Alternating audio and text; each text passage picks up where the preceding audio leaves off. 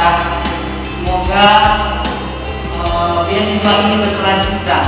Kata sambutan Kepala Dinas Pendidikan Akademik oleh Bapak Alun kepada Bapak Guru peserta didik. Agar peserta didik yang kurang mampu bisa meraih prestasi lebih baik, maka digelontorkanlah beasiswa PIB.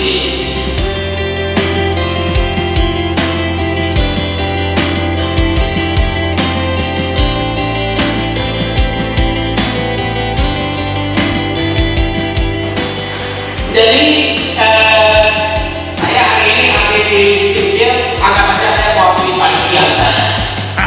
Anggap saja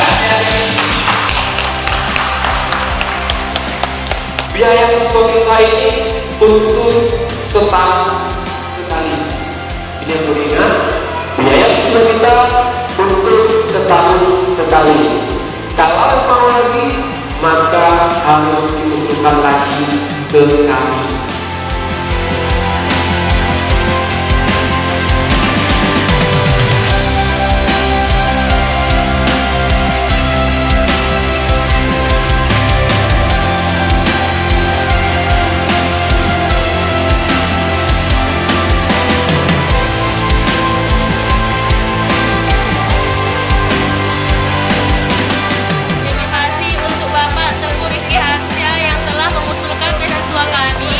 Semoga Bapak sehat selalu.